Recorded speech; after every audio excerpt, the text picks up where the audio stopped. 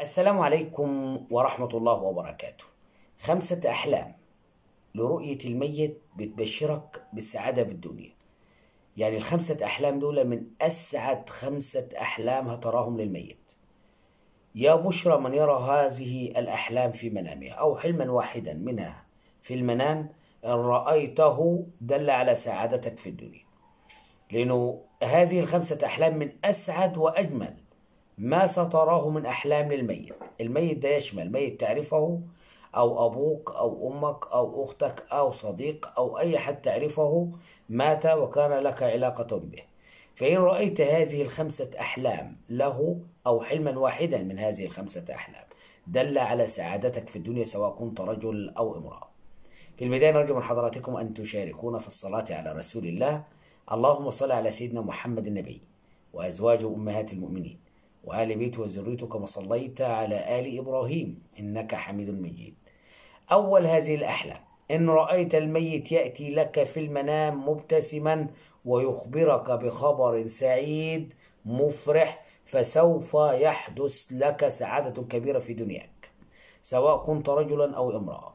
ومجرد أن يأتي لك هذا الميت مبتسما وسعيدا ويخبرك بفرح أو بخبر مفرح وخبر سعيد وخبر جميل، دلت على سعادتك في الدنيا. اسر رؤيتك لهذه الرؤيا مباشرة. إن رأيت الميت في منامك يعطي لك طعام، وبالذات هذا الطعام لو كان لحما طازجا مطهيا، دلت على كمية الرزق وكمية المال التي سوف تحصل عليها قريبا بإذن الله سبحانه وتعالى.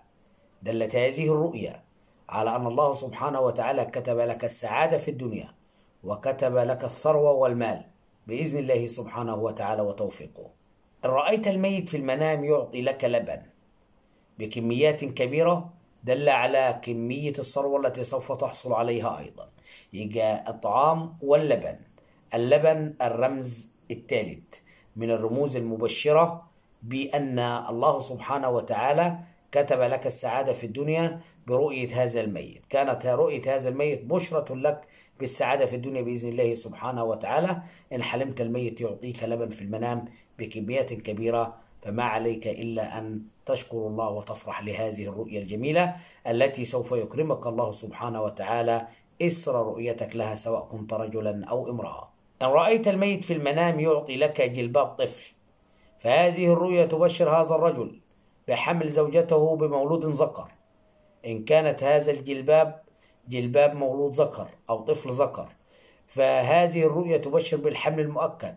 إذا كان هذا الرجل يبحث عن الحمل منذ فترة طويلة لزوجته، وأما إذا كانت زوجته هي التي ترى هذه الرؤيا، فهذه تعبر على حملها القريب العاجل بإذن الله سبحانه وتعالى وتوفيقه. إن رأيت الميت في المنام يعطي لك سبحة، فهذه الرؤيا تبشرك بسعادتك في الدنيا بصلاحك وتقواك، سواء كنت رجلا أو امرأة.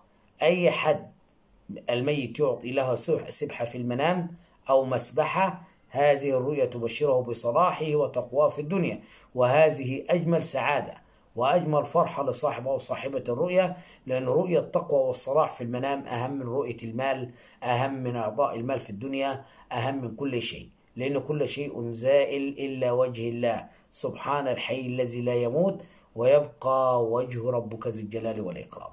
يعني وجه الله سبحانه وتعالى فقط، وكل زائل، ما يبقى لك إلا عملك الصالح.